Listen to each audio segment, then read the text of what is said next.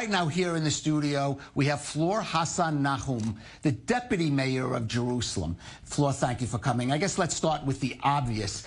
Jerusalem, certainly through its long history, has known some hard days, and even in the 50-plus years since it was united under Israeli sovereignty. But it's safe to say this is a Jerusalem day and a past few months for Jerusalem like no other. Absolutely. I mean, we've had wars, we've had two intifadas, we've had snowstorms that shut the city down for 2.5 weeks.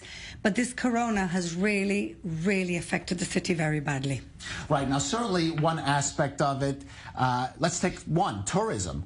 Jerusalem is a city so dependent for its economy on tourism. To see sites like the Western Wall, how difficult, how challenging is it going to be for the city to come out of this and somehow either make up or somehow for that loss or bring back those tourists? Well, absolutely. And this is actually, I'm the tourism portfolio holder for the city. I've just set up a tourism rehabilitation municipal committee with the blessing of the mayor. And it's very problematic because 30% of our economy is based around tourism.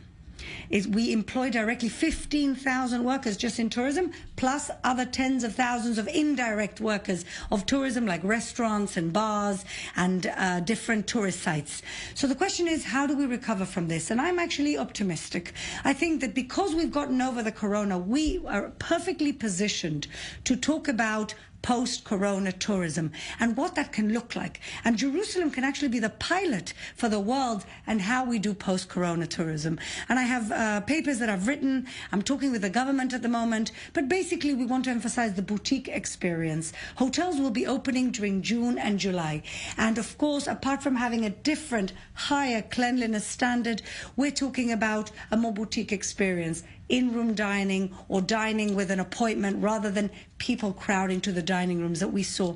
We're talking about tourist sites where we have to limit the number of tourists going in. We're talking about trying to test people, check people for temperature, but not too many times a day so that it doesn't get tiring and tiresome.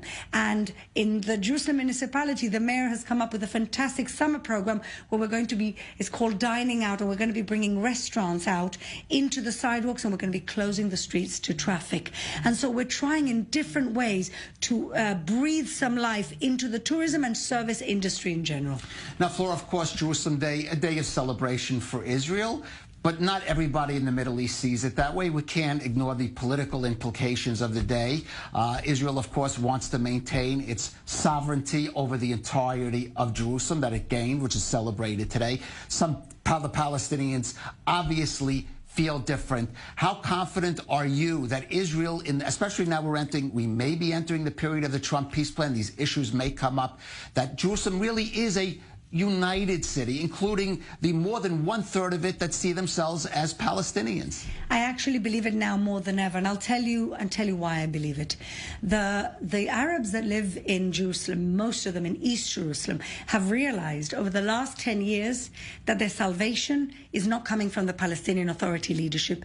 They do nothing for them. They provide zero opportunity. And even part of the education system, which they're in charge of indirectly, they give them nothing. That combined with a change in government policy.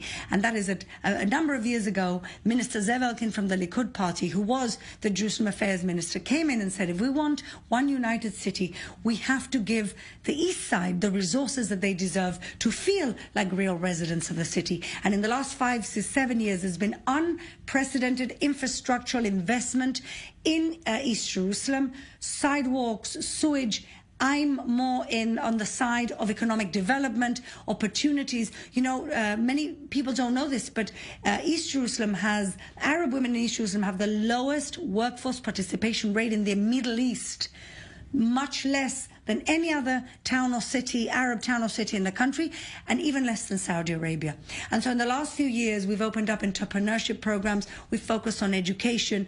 The Palestinian school system in East Jerusalem does not teach Hebrew. So imagine, these Arabs are living in a city that doesn't, with an education system that doesn't teach them the language of the city. What opportunity can they have? They can't go to college. They can't get good jobs. And we're changing all that. And the Arabs, especially with this mayor, who goes down to down to meet the communities, who's constantly talking to the leadership, who made sure that during this corona crisis, the Arabs got what everybody else was getting. And during Ramadan, they're getting a lot more. We're getting food vouchers. We're talking about entertainment in the neighborhoods so people don't have to leave their homes.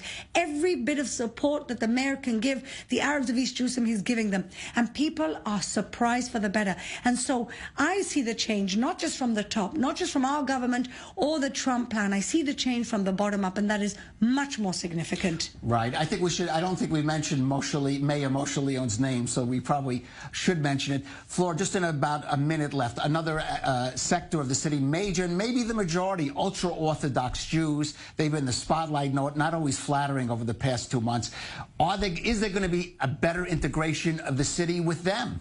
Absolutely. They have to integrate in the city because the young generation of ultra-Orthodox are realizing that the way of life is not sustainable. You can't have 7, 8 kids and bring no parnasa, no living to your home. And so what we see with the new generation is that they're not interested in being poor anymore for the sake of being ultra-Orthodox. You look around the world and they see that ultra-Orthodox people can have jobs, can have businesses.